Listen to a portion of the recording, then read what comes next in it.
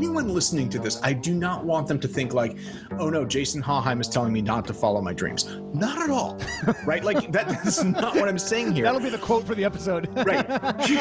Forget about your dreams. No.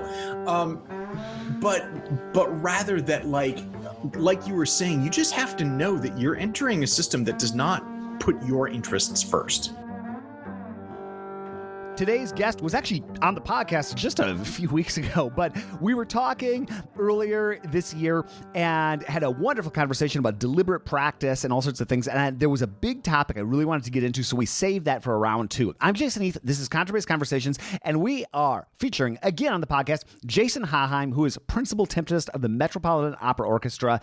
And Jason, if you didn't listen to that episode, we've got that linked up, or whatever you're listening to this on, just scroll back a few episodes and listen to his fascinating story, which I will briefly summarize here. He did not go to music school. He got a PhD and worked for 10 years as an engineer and researcher for a Chicago-based nanotechnology startup. During this time, he used principles of deliberate practice, which we got into more deeply on that previous episode, and I've talked about a lot on this podcast, to continue improving, and he ended up landing this job at the Met. So that leads to a natural question in my mind. If you can get to the top of your profession like that with no music school, what is the value of music school? And that is what I refer to kind of playfully, kind of not, as a dangerous question. And it's something that in my position in life at the moment, at least, I have no affiliation with any institution of higher learning. I have no horse in this race. I'm not, I don't have a child going to music school. I went to music school. I got a lot out of it. I definitely could make a long list of gripes about it, and I could certainly do the same for the contemporary landscape. And I just think it's an interesting topic to explore, particularly from two people like Jason and I that don't really have a horse in this race. So I hope you enjoy this conversation. I thought it was a really valuable thing to dig into, particularly with Jason, but just in general, and anybody who is thinking about going to music school or who's a parent who's thinking of sending their child to music school. I hope you find this valuable. I will just say up front, this is not a podcast saying don't go to music school or do go to music school. You do what's best for you. But I think that more knowledge is better in this particular topic, especially something that could involve up to $250,000 in debt or more, at least here in the United States. So I hope you appreciate this conversation, and I appreciate Jason for taking the time. Quick shout out to our sponsors, Ear Trumpet Labs, Practisma, and Modacity. More on them later, but let's dig into this conversation about higher education, music in particular, with Jason Haaheim. Well, what I wanted to dig at, we can talk about it. You fall into the same category of people as like another person who you probably don't know, but Pablo Aslan, this wonderful tango bassist in New York City.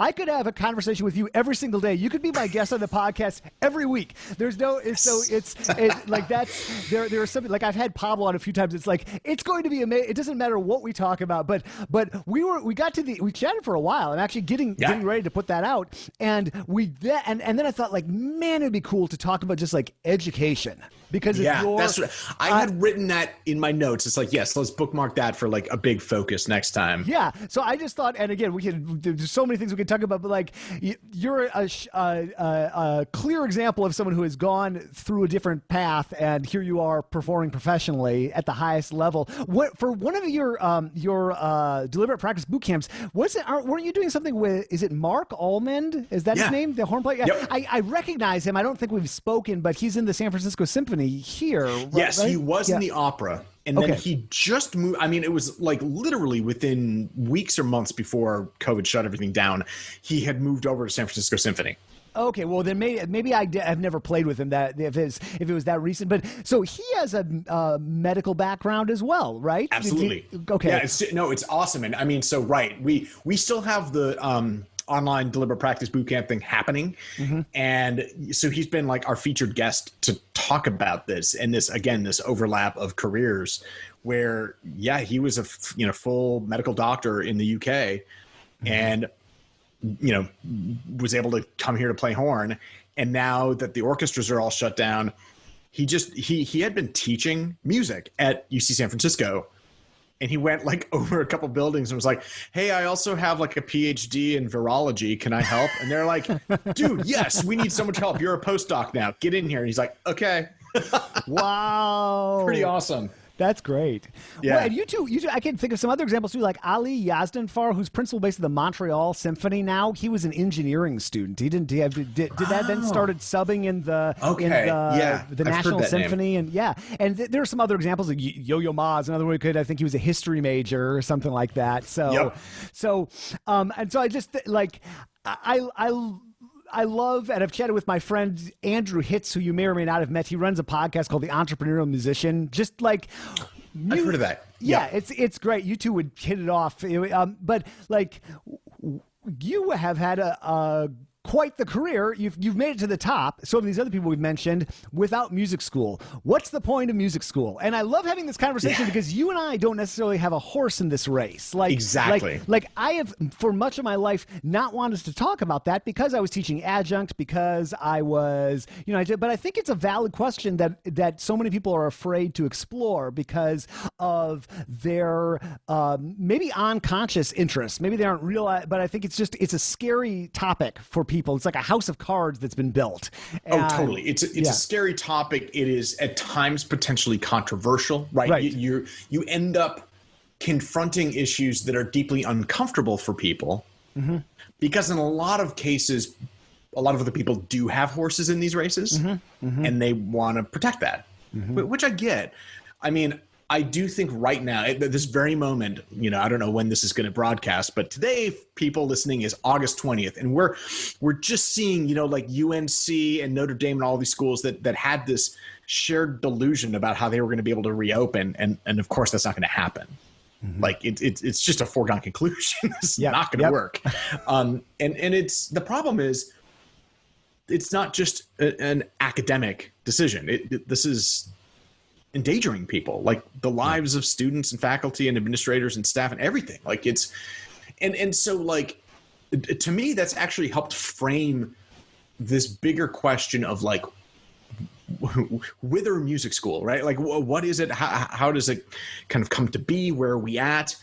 And I mean, I feel like there's a few baseline facts that are important to kind of set at least as a foundation for this part of the conversation, because it used to be that, you could pursue a music education, you could even get a master's degree, and you could do so without like bankrupting yourself and your family.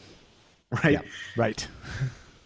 But, and of course, this is not just music. Like the cost of higher education has become unconscionably high in virtually every sphere, with a few exceptions. Like it's still possible to get a like PhD in science and get that paid for. Right. Because you're a worker, right? You're basically being paid to be a grad student worker of a certain professor. But that's more the exception. Like, so many programs are just like cripplingly unaffordable. But we don't have the same sort of filters that you will have for like law school or like an MBA, right?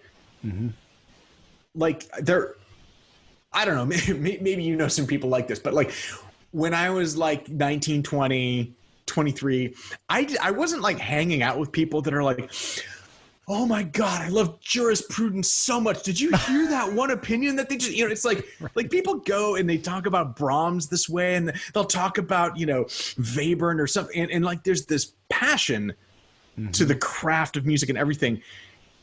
But people, I mean, with rare exceptions, that's not the way you talk about like getting a law degree. It's not the way you talk about going to business school. And so they don't have that same supply demand problem. And when they do, they basically raise the rates. Right. Or like the biggest schools and then the most competitive, Harvard Law, whatever, they only admit so many people and that's it.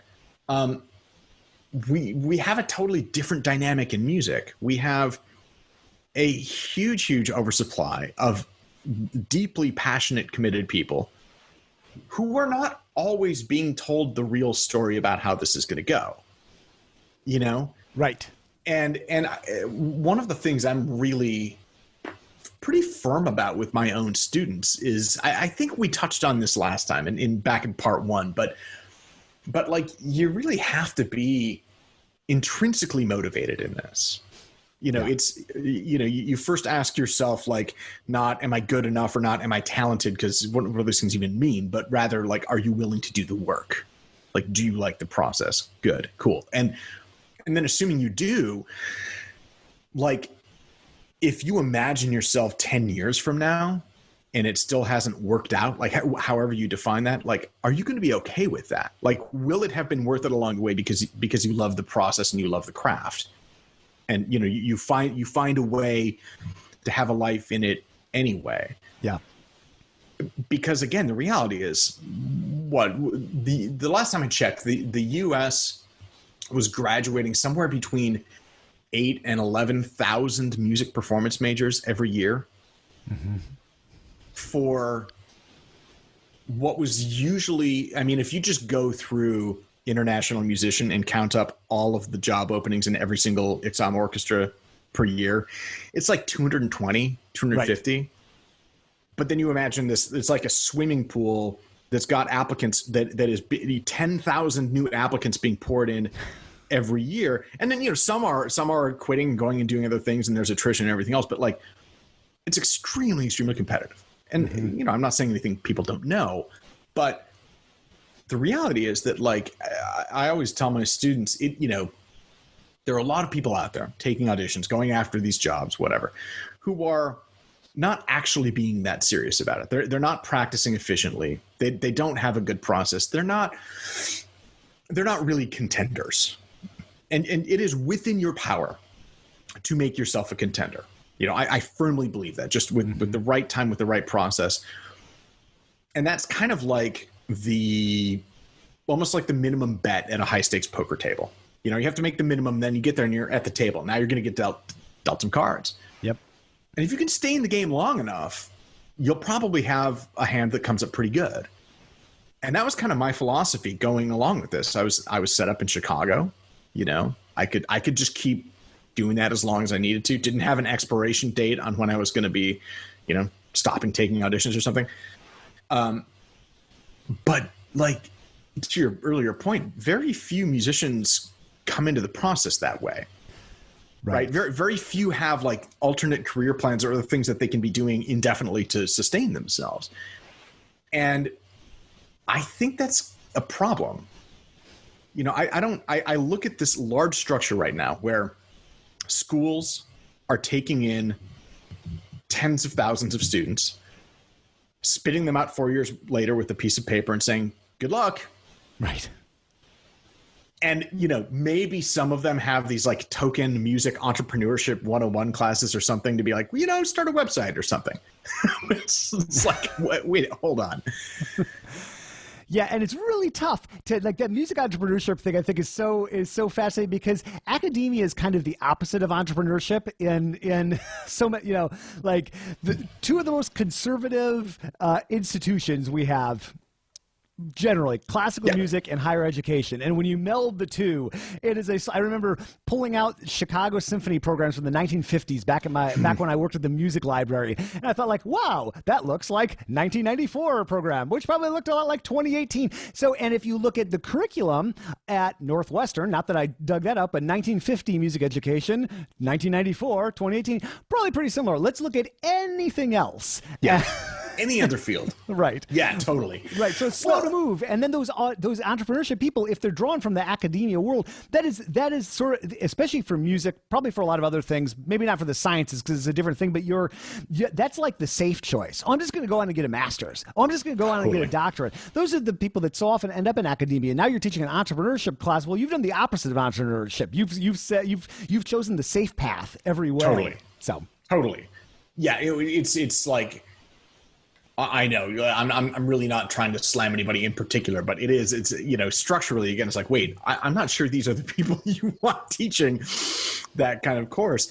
Well, and in a way that brings up this broader point about what is happening right now as like the axe is falling on a lot of different adjuncts around the country. Right. Mm-hmm. So all of these different higher ed institutions are facing this financial crisis because of COVID and everything else. And virtually all of them are going to be shutting down in the next couple of months. And, they will have gotten some tuition, but not enough. And who knows about spring, and probably some students are going to be wanting their money back. And preemptively, they were working to shore up their finances and cut costs. And so there's just this wave of adjuncts getting laid off, you know? Right. But especially in the performing arts, the adjuncts are the thing, right? Yeah. You and I both know this. I mean, yes. And again, I'm not going to slam anyone in particular, but the people who are the full-time tenured professors, directing the department, they're good and they're necessary, but there's a reason they always hire in somebody from the Philharmonic or the Metropolitan Opera or the Chicago Symphony or whatever. That's the value of the program. That's the expertise. That's what the students are coming there for. And so now that all these adjuncts are getting shed, it's sort of this cutting off your nose to spite your face problem. And I understand, again, on paper financially why it's happening, but man, so it's all pointing to your original question, which is what's the point of music school? Do you need music school? And I mean, the most proximate answer is no. My example and other examples show, no, you don't need it. Does it help? Of course it helps. If you approach it correctly, I think there's a tremendous amount of value you can get from that. But it's not necessary. And you do have to look at what role it actually can and should serve versus what role I think most people think it serves. I remember Tim Ferriss, the 4-Hour Workweek author, and written many other books. Really interesting career path. Probably people have heard of Tim. I'll try to link up to stuff of his, if not. But Tim was asked a similar question just about education in general. Should you go to college? Because we could zoom out and it's okay, we talk about music school. Should one, outside of something like medicine, where you really do need some expertise and some, there are certain fields that I think probably we should have some lengthy training that is, graded, and there are lots of hoops and lots of, and Tim's short answer was, look, you can be very successful without college at all. Human nature being what it is, that is an effective environment for developing as a person, and so I don't know that I thought about that a lot. What did I get out of college? Well, I got several things. Could I have gotten those outside of college? Yes. Would I have been motivated enough at 18 to do enough to really got to what Northwestern gave me at 22? Probably not. So I do think that there's something, and then you have these experts. So it's tricky because if you're going into performance, you and I know, and probably most people listening, that relationship with that mentor, that master, that professional, that Michael Jordan of the whatever you're doing, that's the relationship. Generally adjunct, right? Because most of those people don't also go get a doctorate. Exactly. Right. Yeah. So why do you need to pay Northwestern? Sorry, Northwestern, but I can rip on you because you're my alma mater. $250,000 for that relationship. Which, by the way, is that even the best way to interact with that person? Weekly 1-hour lessons, master classes, after is that the best? Right. Exactly. So I mean, we're finding out during this era now, these past 5 months, that there's other ways to get this done, right? Yeah. And obviously, Zoom lessons are no replacement for the real thing, but it has provoked a lot of interesting questions, which is where did this once a week thing come from? Mm-hmm. Is that the best way to do it? Just as a matter of pragmatic planning, I had all of my students doing 2-hour lessons every 2 weeks because it just takes too damn long to set up timpani. Yep. And I was the same thing with bass. It's I felt like we would do an hour lesson and we would get everything set up and going, and we'd do one thing. It's time. Okay, bye. So you couldn't barely scratching the surface. And I mean, Tim Ferriss's point is really interesting, I think, because look, I went to a liberal arts college. This is the opposite of vocational career training, which is what a conservatory is, right? Mm-hmm. And so at the age of 18, I went into it with a completely different idea of what school was supposed to be and what I was there for. I wasn't going there being I am being trained to do a job. I was I'm going to learn in a sort of broader environment that, yes, we'll have classes, but we'll also have people that become my lifelong friends and colleagues and professors that I'll keep in touch with, that'll help me like learn how to think and you know, all of these kinds of things, right? And that's extremely valuable. I don't know that like undergraduate music performance programs can make that same argument for like the value proposition they're offering.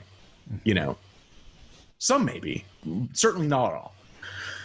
And you know, extrapolating on that a little bit, like you're asking, well, okay, so you need this time with Michael Jordan teacher X, Y, or Z, right? Well, I've had students that have asked me this, and they're like, you know, I want to go study with so-and-so, but the offer I got from the school was, you know, not enough. And I'm going to be paying like, you know, 50, 60 grand a year. And they're like, also, they would be willing to work with me privately. And I did the math, and just like flying there and taking lessons every couple of weeks or, you know, whatever, it would be like a tenth the cost. And I'm like, well, yeah, you're not wrong. Right. After several years of planning, I'm so happy that my course, Beginner's Classical Bass, is out on Discover Double Bass. This course is made up of 66. Yes, that's a lot. Video lessons which cover a wide range of topics on classical double bass, starting from taking your bass out of the case, which is very fun to film, and Jeff Chalmers of Discover Double Bass and I have a great blooper reel about that, and leading to different bow strokes such as staccato and portato. The topics also include posture, simple scales and arpeggios, left-hand technique, bowing technique, simple pieces which are fun to play, practice tips, and much more. You can learn more through the link in the show notes or just visit discoverdoublebass.com/Jason Heath. This episode is brought to you by the Practisma Practice Journal. And here's author Susanna Klein on one of the biggest challenges about practicing. Practice is so painfully incremental. That's just the nature of it. And so anytime we can kind of make it lighter, give it like a little jolt, or make it, oh, that was a little better. Or we trick ourselves, like, you know, when we're talking about doing rhythm practice, some of that is for the fingers. A lot of it's just for our head. Like it gets you to, oh, now I'm listening to these notes. Now I'm listening to these other notes more. Now I'm listening to these notes more. Yeah, you could just play the whole thing like god awfully slow, but boredom is terrible for the practice room. I'm a big fan of this journal. I've gone through all 16 weeks myself on my own personal journey. It is so cool what Susanna's created. It's packed with research-based strategies to turn your ho-hum practice into extraordinary practice, and it really works. Learn more at Practisma.com, where you can download the introductory chapter of the journal for free. And thank you so much for sponsoring the podcast. You got to ask yourself, where's that other, 80 or 90% going for that value? Mm-hmm. And back when I started my freshman year of college in 1997, it was a totally different thing. I mean, college was a lot cheaper. Yeah. And I would argue that I got a lot of really important stuff out of those 4 years. That was, a very broad-based education. I mean, honestly, when I was in Civic in Chicago, this is like 2005-06 timeframe now. And I'd been working at the nanotech company I was working at. I was like 3 years into that maybe. And I was just getting to the point where like I was about to take an audition, and I was realizing like I still had so much work to do. I was like, oh man, like I'm getting my ass kicked here. And I was like, maybe I should go back to music school. And so I had this thought, this sort of like consideration for probably 4 or 5 months. And I was looking into it, and I was checking out some of the schools in the area. And I was even checking out some of the schools in New York. Maybe I should move out to New York, do that. Mm-hmm. And then instead, I just started asking my friends in Civic who were in master's programs at Northwestern and Roosevelt and DePaul primarily, like, what are you guys doing in school? Because I didn't need to go back and get a bachelor's of music. I already had a bachelor's degree. I was like, I would get a master's. And like, oh yeah, I'm a master's program. I'm studying with Michael Jordan, mm-hmm. and I'm like playing in the school ensemble, and I'm practicing my ass off. And I mean, I'm also taking some perfunctory classes, but those are a real afterthought for a master's degree. And I was just like, Oh, wait, really? That's it? Okay, I can just do that myself. Mm-hmm. And, you know, would there be... I'm hemming and hawing because I don't want people to come away from this thinking like, oh, that Haaheim guy says nobody should go to music school.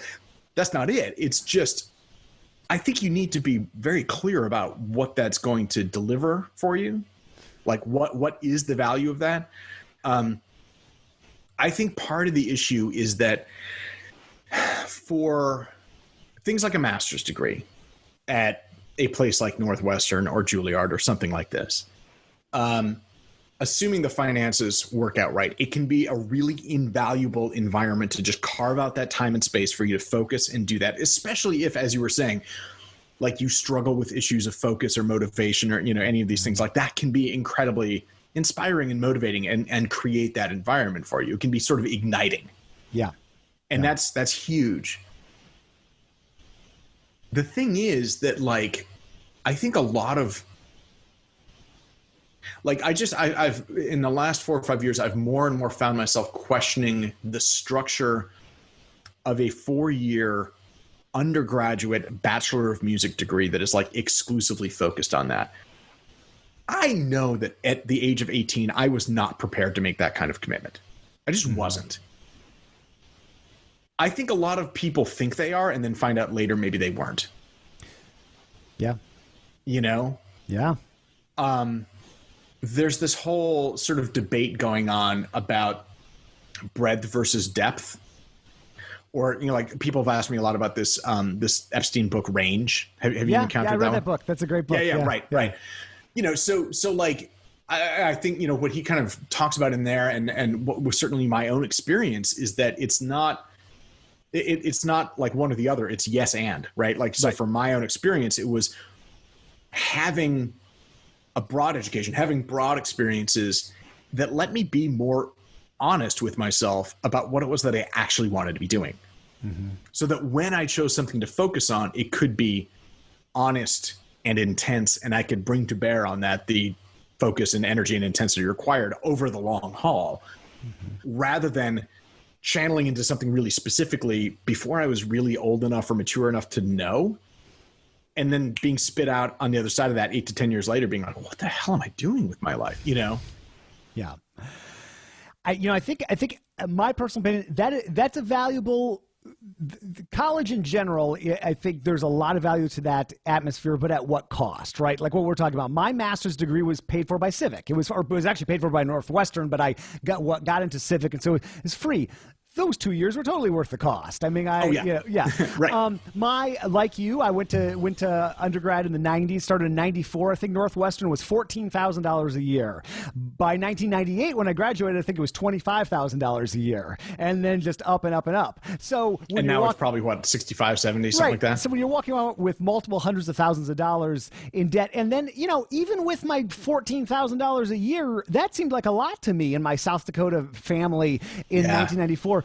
And so to go into something with not a very clear vocational outcome, right? A purported one that might have been a little clearer in decades past, somewhat. It's like, well, the odds are low that exactly what, like, if you want to get into a full-time orchestral position, which does not have to be the only goal, certainly, but if that is the goal, which it is for many people going to classically oriented programs, you know, your odds, if you just look at the numbers like you were describing, those aren't pretty. So, you know, just that pressure of doing something and knowing that my parents are taking out all this money and I'm saddling with debt and just having all that pressure.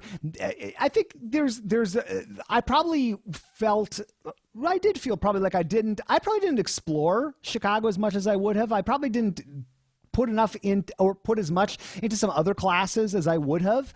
I probably would have been a little bit of a broader person if I hadn't had that music performance degree.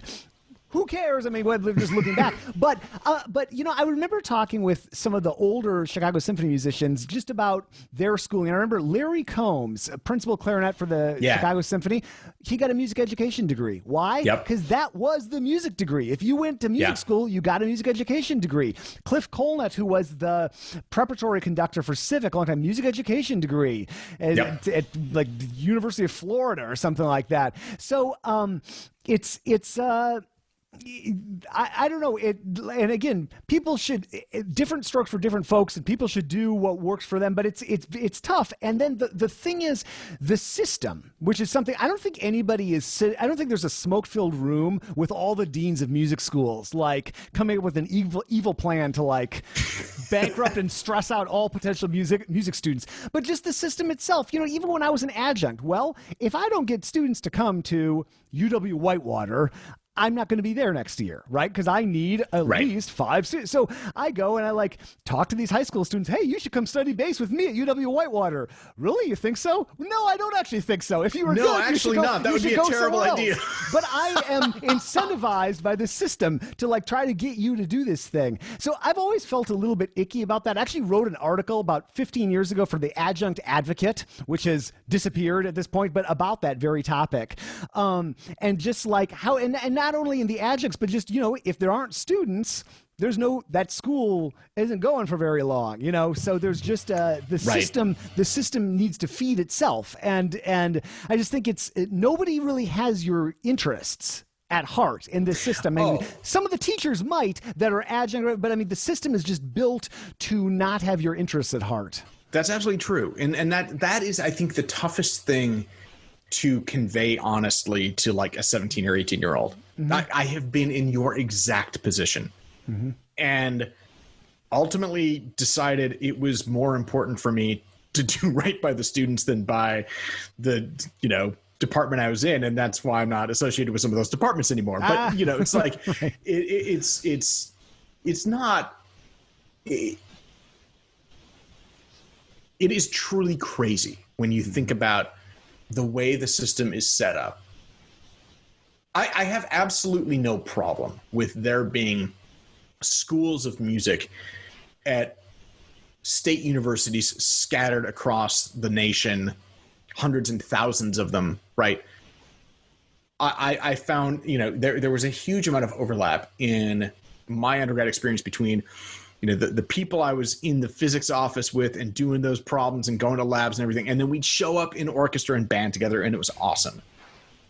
And so there's obviously this wonderfully enriching part of having music and even music education as part of your college experience. But when it becomes focused on music performance as a vocational career goal, well, then it just starts to become delusional, right? I mean, I think some people would hate me saying this, but I'm really not trying to be incendiary or controversial. I think like it's great to have tons of these music programs out there. They just shouldn't exist the way they do now. There's absolutely no reason that we should be granting 10,000 music performance bachelor's degrees every year. Like that's just madness. That is, like you said, a system with the wrong incentive setup inside it. Yeah.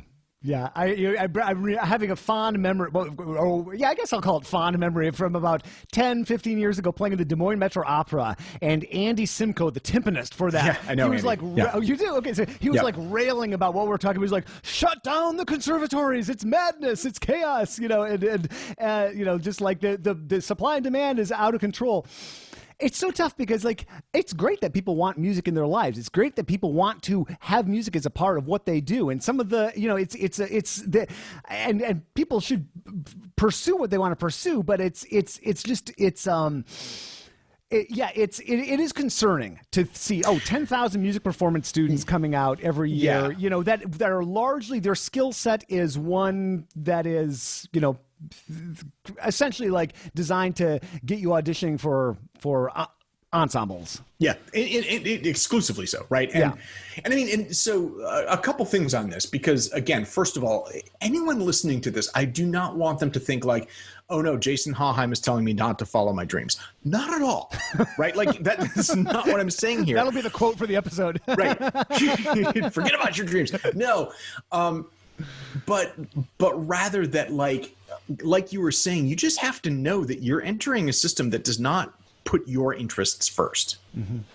And that's always kind of been true, but now it's just obviously true in the COVID era, right? Yeah. When you have UNC bringing students there and then they're like, oh, our bad, nobody could have predicted. It's like, oh, come on. Mm-hmm. Come mm-hmm. on. Mm-hmm. Like that stuff really, really makes me mad. And I am not, like, neither of us have the perfect prescription for how to fix this, but I don't think any sane person can look at the way the music performance education system currently exists in the United States and say like, yeah, we're nailing it. This is working perfectly. Mm-hmm. It's just not. This is not sustainable. I know students who've graduated with just bachelor's of music degrees from places like NYU and places like it, who leave there over $250,000 in debt. $250,000. Like, it's just absolutely outrageous. And I mean, just no hope of ever paying that back, right? And just, consigning yourself to a lifetime of debt and struggle. And that's a proximate indicator that something in the system is not working here. Right. And it's, how if it takes you a decade possibly to like really level up, deliberate practice, getting better, slow, like you did, this can be a very long game that we're in. There is no clear. And so it's tough enough, even if you have money to eat, you have a practice space where you can actually focus and get back. If you're $250,000 in debt and your marketable skill is playing orchestral repertoire, you're likely stressed out of your mind. You're probably not practicing well. You're probably not thinking, oh, I'm going to be doing this sustainably for 10 years, with these like loan payments, deferred endlessly. And now I'm working at whatever retail or coffee place or something, or taking a day job doing that. It puts you at a real disadvantage. It really does. Yeah. It really does. And I mean, so that's one of the reasons why during the online boot camps I've been running this summer, like it's got these sort of two primary focuses. One is like, what is deliberate practice? It is the scientific method applied to your craft. Let's talk about how we can do that. But the other flip side of it is like, well, now it's the COVID era. None of us can be performing anyway. Right. So my sort of inversion of that argument is like, well, if assuming you know how to practice relatively well, that means that you actually do have this diverse skill set. You just don't realize it because you're probably a product of this music performance education ecosystem that has like sort of tunnel visioned you from the age of 18 into sort of thinking like, oh, well, all I know how to do is play the bass or timpani or violin or trombone or something. Mm-hmm. When in fact, people discover and they go out and, like you said, they're entrepreneurs and they figure out how to hustle and they do all this stuff, because if you have the skills to practice well and perform well, you at a minimum have these capacities to like look at different problems at different zoom levels, of like examine the whole symphony and then one note and what is the relationship of these things to each other and how does it stretch across time and what's your feeling on that and how do you go present under pressure and all these things. I mean, it relates to public speaking and marketing and a PR campaign and librarian work and frankly being a physicist and setting up experiments and mock auditions and running simulations. I mean, we do all this stuff. It's just never talked about that way. Yeah. And so that's a big focus of what I'm trying to do with these now, is just to kind of, I hate to even use this word, but like try to help overcome some of the learned helplessness that can come with a traditional like conservatory style tunnel vision music performance education. Yeah. Well, I don't know if you're a fan of Seth Godin, read of any of his books, but okay, yeah. And it's so great. He's written so eloquently both about education and I'm forgetting. It's a free book on his site. I'll try to link up to it, but it's got a very bleak title. It's just about this industrial system that's been with us since the 19th century that we've just sort of inherited, both for pre-college and college too.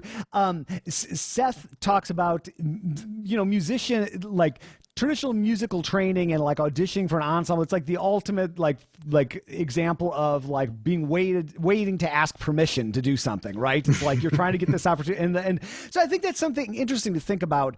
And people do get like I've tried in my mind as I've gotten older and done different things to sort of separate out there's a power and beauty to getting better at your craft, at getting better at your instrument, and forget about whether you end up with a job or not. That is a beautiful thing, and learning how to use that skill set, like you were just describing, will transfer over to everything. So there's like it's infinitely transferable. Yeah, right. So it's like a thing almost like independent of it can help your career, but it's an independent like there's like that is like learning how to apply deliberate practice and learning how to work with that, that's just a beautiful thing in and of itself. That's going to be a wonderful asset to your life if you can get into that world and work in that kind of way. So forget about if you get into the Chicago Symphony or the Metropolitan Opera or whatever. It's going to help no matter what. Well, and kind of like I was saying before, I mean, this is literally a question I have my students ask themselves, which is like, again, imagine yourself 10 years from where you are, late 20s, early 30s, something like that, and it hasn't worked out for you yet. Will it have been worth it? Mm-hmm. That is the measure of like, do you just love the process and the craft?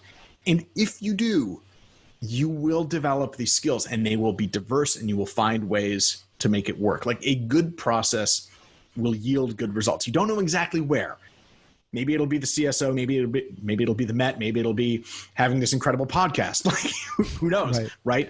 But like, it's the wrong focus, I think, to just be like, well, that end goal. If I get an orchestra job, everything's going to be okay. Because here's the reality: it's not.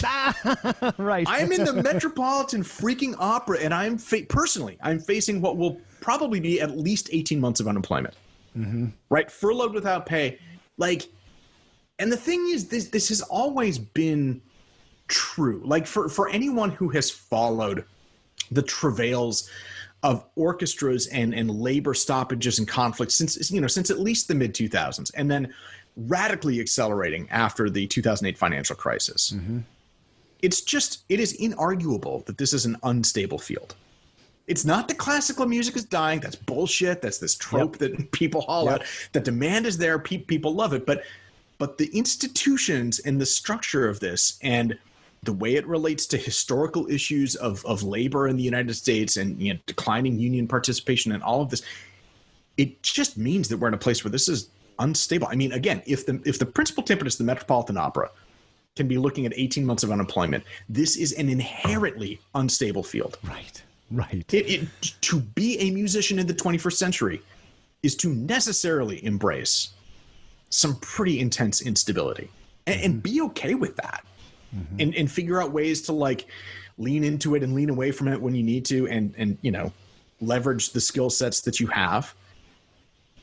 But I mean, again, not to put too fine a point on it, but I get why all these schools didn't want to change up, why they needed their students coming back. Professors got to get paid, yo. Yeah. Right. And people are really not happy about embracing their own versions of instability in academia, even when there's, real risk involved.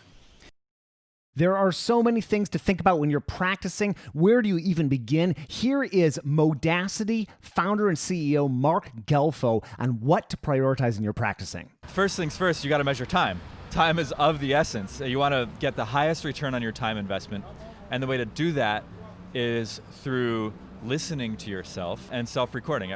Almost everybody who reads the blogs of Rob Knopper, Noah Kageyama, everybody knows self-recording is absolutely essential. So we put it front and center along with time. Recording yourself, measuring the time you've spent on particular sections, and so many other things are available in Modacity. I love this app so much. You can learn more at modacity.co. And if you visit our website, we've got a special offer for lifetime access to the app. Check it out. You'll love it. And thank you so much for sponsoring the podcast, Modacity. Well, it makes you realize how long a period of relative stability there has been. And obviously, there have been problems. The financial crisis. There have been so many things, and it's uneven throughout this country and the world too. But let's rewind to the 1940s when they're playing concerts in London with bombs going off, or there've been a lot. It's not people. Some people think of that the way it's been the last 20, 30 years is the way it's always been. Well, that's not the case. You were in the Chicago Symphony and you were mowing lawns for a while or doing something else, early 20th century. Milwaukee Symphony wasn't a full-time job until the mid-70s, I think. Totally. It is an unstable career, and it always, I can't help but thinking, we can go back to time in Chicago when we were both in Chicago. I can't help thinking about somebody like Jim Birkenstock, who was principal bassoon of the Lyric Opera. Okay, so Jim also, in addition to playing in Lyric, started Symphony 2, which ended up becoming the Chicago Philharmonic, and started the Midsummer Music Festival, which has a multi-million-dollar budget, and I think started something else. And I remember thinking at a certain point, man, the amount of money I make from gigs that Jim Birkenstock started is pretty significant every year. And this is the idea of one musician, just like how many musicians out there could be figuring out, and right now is a special time, but rather than waiting to ask permission, not that you shouldn't get better and deliver and work on your craft and level up and see how far you can go in this. There's so much more you could be offering the profession. And so much of what musicians are doing in terms of the work they do and that kind of thing was the idea of one musician with a little bit of hustle and a little bit of imagination. So I just, I can't help but thinking about how much people, by maybe having those blinders on so tight, how many things there haven't come to fruition because. Well, in historical awareness here really matters. I mean, we can expand this to the whole national conversation about the Civil War and Reconstruction and how not knowing about that stuff has real ramifications for modern day. Right. But you think about okay. Did you ever have anyone sit you down when you were a student and be like, okay, Jason, so here's some things you need to know about what it means to be a union member in the history of labor relations and what a collective bargaining agreement is. And here's the relationship between the board and management and the players. And I sure didn't. Absolutely not. And if you think about how oriented my education was towards that, sorry, Northwestern, but I could rip on you all I want. Yeah, I gave you enough money. You'd think if that's the focus, if it is vocational kind of focus, you'd think you would have something like that about the history of the craft and It's simply astonishing to me that does not exist because it is existentially necessary. Mm-hmm. Our jobs depend on this. It depends on this whole framework. And I mean, this was really poignant for me in the past couple of months because I've been getting messages of, people, oh, we're so sorry to see what's happening at the Met and this. And I'm like, yeah. But often there's this kind of hopeful zinger at the end. It's but it's the Met. It's got to survive. And I'm just I wanted to, but let's not be naive.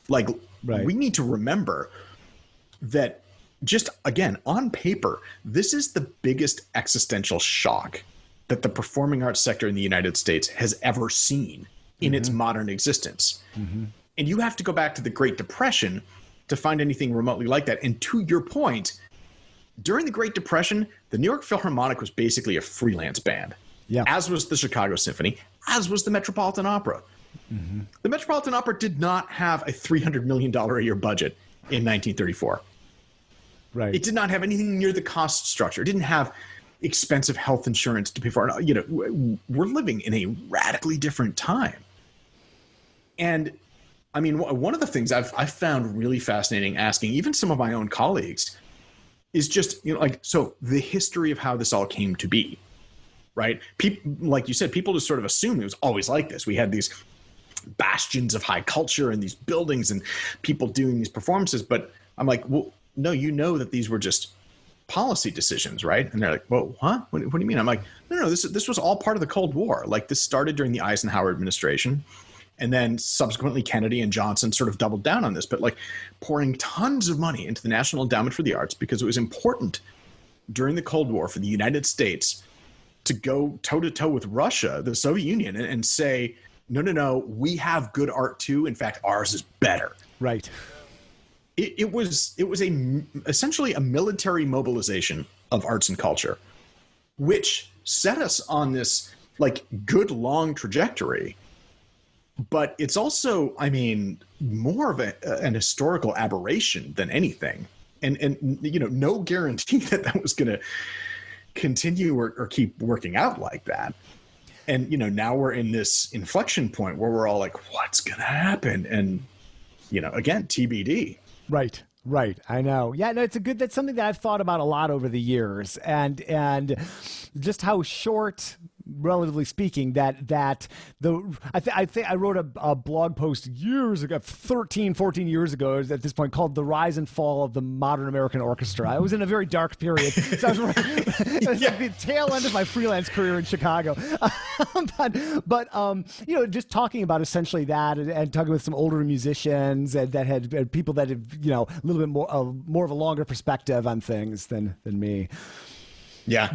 So I was just talking to one of the things I love about doing this podcast is I get to connect with people from all walks of life. And I was chatting with a young woman that just started a podcast dedicated to college musicians. She finished her freshman year of college. So having her, you know, like, and she was a wonderful guest, and we were talking, and then we got to the end, and she's finished her freshman year at NEC. And I'm like, so are you going back, you know, in COVID? And she's like, no. Like, I'm going to go train. I'm going to take the next few months, and I'm going to train to be a yoga instructor. I'm going to build up some skills, and we'll just see what comes out the other side. There you go.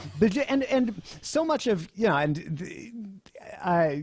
so much of thinking back to my own college experiences, so much of the set and setting, you know, that the educational benefits of that, of being around my colleagues in the bass studio, of going and seeing the Chicago Symphony live, and just taking all that experience. If I was going to double down on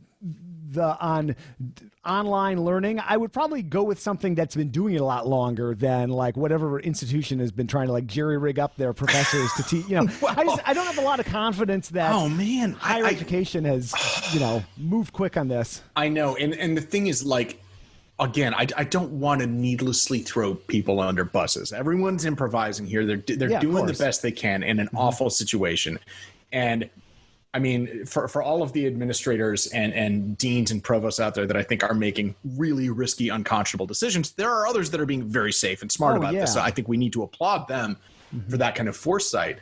But I mean, yeah, the people getting ground up in the gears here are the actual teachers themselves. You know, the ones who are like, okay, well, you know, you gotta teach from behind this plexiglass shield, but also have an in-ear monitor so you can be interacting with the students online. I mean, nobody signed up for this, right? And you know, we shouldn't expect, like, there's just no way that the quality of the online learning experience is going to be equal to what it was before, because you've got a bunch of people, some of whom are like, how do I log into the Zoom? You know, they're doing the best they can. But you know, I think that's really interesting. Like the anecdote about the girl who's like going to be getting yoga instructing training. And it reminds me again of like the experience I had when I was an undergrad, where I think we touched on this a little in part one, this idea of like different modes of learning. Yes, like what deliberate practice is, but also the fact that like in my physics education, like our professors, it was brutal. Like they'd assign these problem sets that are just outrageously difficult and time consuming. And I mean, they set up the system intentionally to, we would typically have between 60 and 70 undergraduate freshmen entering like, physics 101, whatever. Right. Mm-hmm. And by senior year, they're usually graduating 10 to 12. So that's the degree of attrition that they're looking for. So their whole thing is like, yeah, a lot of people are going to want to come in here and do it. Most aren't going to be willing to do the work. So we're going to try and weed them out early. Yep.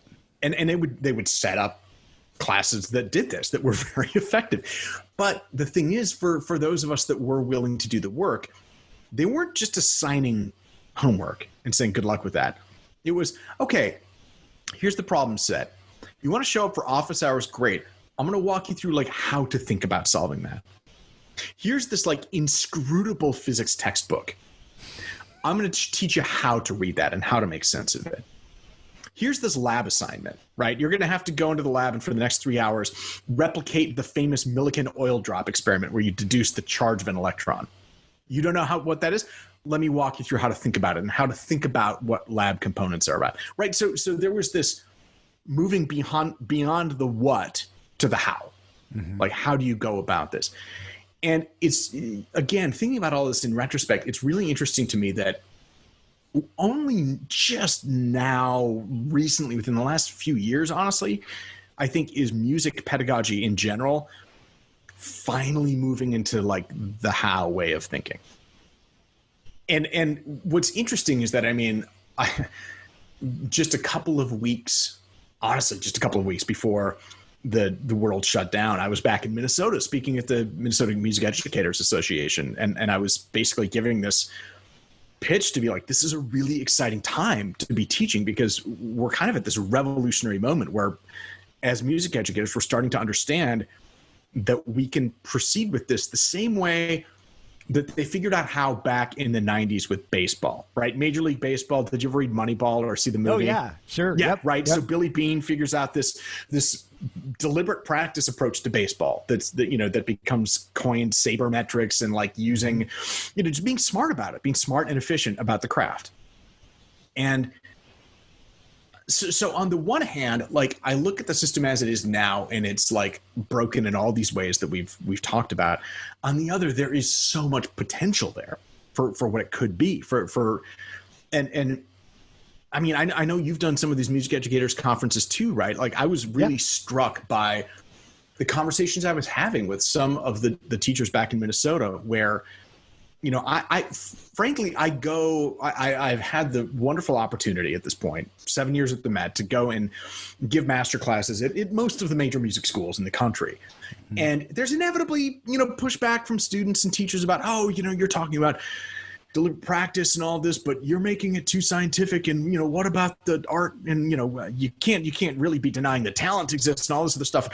And I was like, okay, we'll start over here and let me remake these arguments. I'll tell you, man, back in Minnesota, everyone was like, yeah, no, we get it. Carol Dweck, growth mindset. Yep, we read that in school. That was part of our training for, getting a music education degree. Yeah. What's next? And I was like, this is exciting.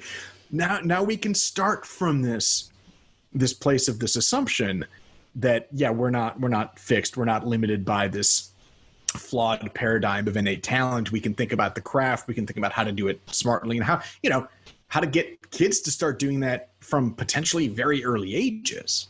Mm-hmm. And how much more enriching that can be because it's now about building this like big toolbox of skills and diverse learning and all of this stuff. I found that to be really inspiring and hopeful. It's very interesting. I love presenting at MEAs, and I was doing, actually, I think that's how we got cut, because I was quoting you in some of your work at, I think it was TMEA down in Texas, or maybe it was another one. Nice. or some teacher workshops. But yeah, it's really interesting because I was freelancing, and then in 2007, I went back to school at DePaul for music education. I just said, I got to do something. And my wife was going to medical school, and I thought, somebody needs a job in the Heath household. This is going to be a long road. So let's just go get something a little more stable. But it was really interesting to go through it and all all the things you do read in that training, human growth and development and all sorts of, and it was also very interesting spending good 7 years in that profession and just the ways that, I had so many encounters and worked on different projects with teachers outside of music, right? I was working with math teachers, working with language teachers about, just learning in general and improving. And so it made me realize how little of that I had in my own musical training. So I bet those folks love that in Minnesota. Hopefully you'll get to do more of those after conferences. Oh man, I hope. Resurface. Yeah, when we get to the after times, it would be lovely. Yeah. Yeah, well, and it really, again, in the last 5-6 months, it's had me thinking a lot about this. Like, if I had a magic wand, like what is the one thing I would try to address about the music institutions and performing arts places and the schools and the whole infrastructure, the ecosystem, everything. And the more I think about it, the more I'm like, okay, maybe it gets back to this fundamental attachment to the idea of talent and the incredibly imprecise nature of that word. You ask people what that means and you get 10 different answers. Yeah.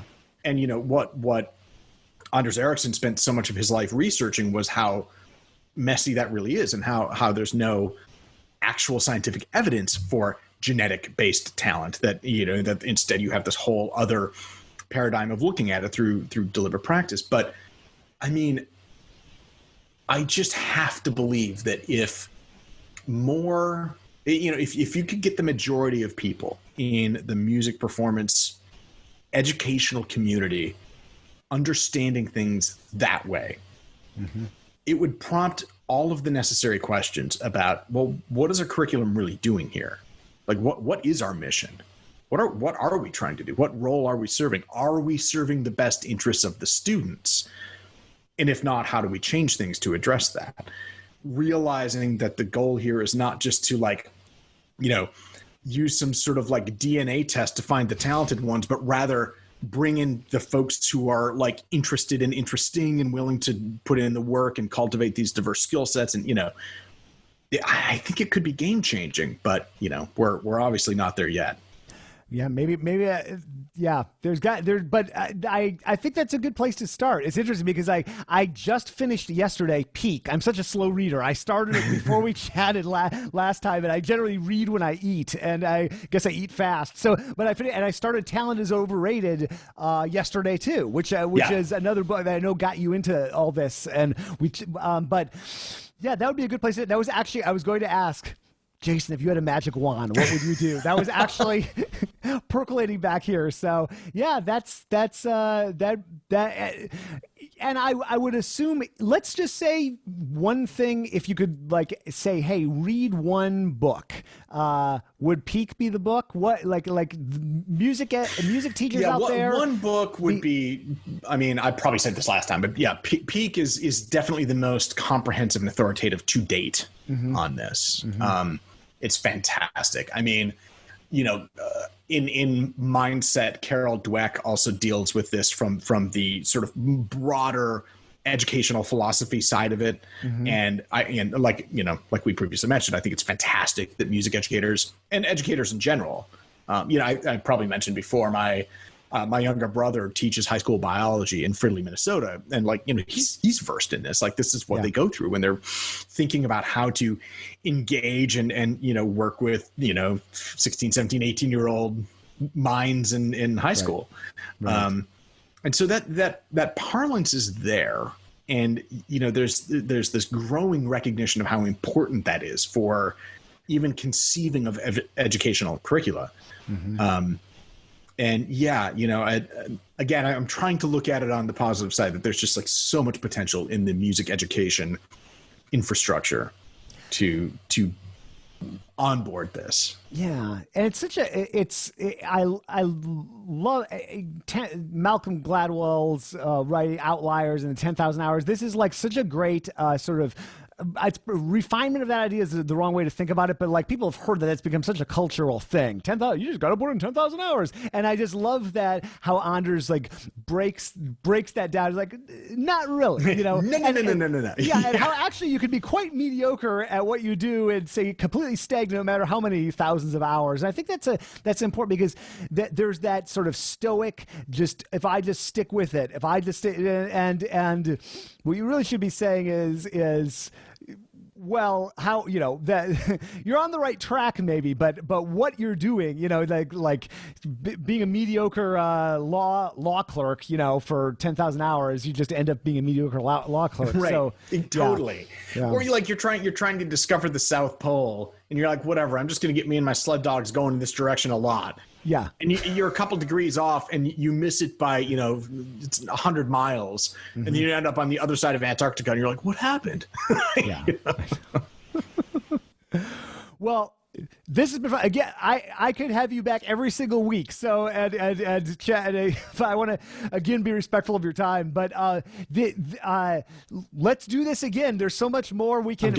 Okay, beautiful. I think Danny Zeman, bassist, jazz bassist in Europe right now. I think he holds the record of 7 appearances. Ooh, okay, but all right, I've got a new goal to shoot for. Okay, I'm doing 8.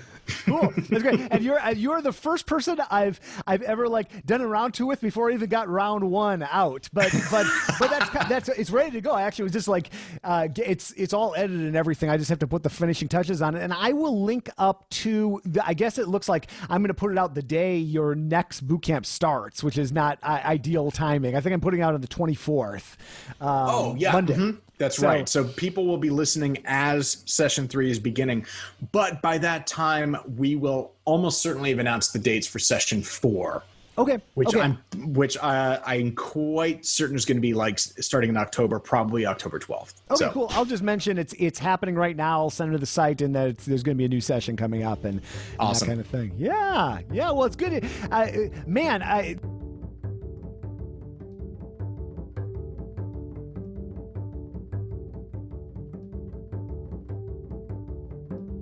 Thank you, Jason. Thank you for listening to this. Jason's got an amazing website that we've got linked up, jasonhaaheim.com. I'm 99% sure. Let me just double check. Yes, jasonhaaheim.com.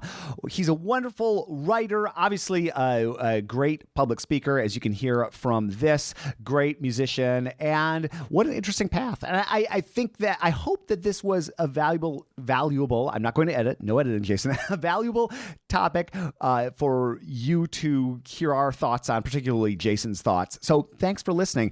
And I'm playing around in these outros, at least I'm always goofing around with this podcast formula, but the last couple months I've decided to not edit the outros no matter what happens. And I think I've kept, maybe I edited one, maybe I lied, but generally not, and just try to do something unscripted. I think there's some beauty, personally, I find that it's great to do something unedited in your life. I spend so much of my time editing my life and putting out into the public that I think it's good to just do something that's just totally off the top of my head. So that's what I've been doing with these outros. And my thought is, okay, if you're listening to this outro, you're probably really into this podcast, or as I like to joke, maybe you're tied to a chair somewhere and you can't turn off this podcast. Or maybe you're on a run and you can't reach for your phone, in which case, sorry, but you'll hear me rant or whatever for a few minutes. So I do have a point to this rambling. I've been getting all these videos from these podcasts with Jason, with Dana and Zach, if you listen to the previous episode, and we've been digging around various topics, or digging into rather various topics like education here. And I'm thinking about doing some more video content where I take excerpts, because I'm one of the silver linings for me, at least, of these Zoom interviews is that I just get video as well. Though this is an audio podcast, there's a whole world out there in terms of video. And while nobody seems to really want these podcasts dumped onto YouTube just raw and not edited, they're not consumed very much, whether I just put a still image up there or put the actual video out there. I do think that there's some value to synthesizing, like I did with winning the audition back several years ago at this point. So I am likely to take some excerpts from this, excerpts from my conversation with Dana and Zach, and probably talk to some other people too, and try to do a little bit more what I think of as music journalism. That's been kind of my of interest to me the last couple of months. And I'm starting to think that sounds a little pretentious, saying I'm a music journalist, but in a way that is kind of what I do. Maybe not even kind of, maybe that is what I do. And I'm thinking about embracing that a little more fully, and really, as a journalist would do a little more proper research, really dig in, and then put together a video where I sort of narrate it and pull in clips from these various interviews. So anyway, that's what I'm up to in the background, just FYI. I want to thank the team who helps me put these episodes together. Thank you to Michael Cooper, Steve Hinchy, Mitch Mooring, Trevor Jones, and Krista Copper. Mitch makes beautiful basses in the Dallas-Fort Worth area, in Kilgore, Texas, just east of Dallas-Fort Worth, a couple hours. Check him out online at mitchmooring.com. I am your host, Jason Heath, and we will see you again soon for more life on the low end of the spectrum.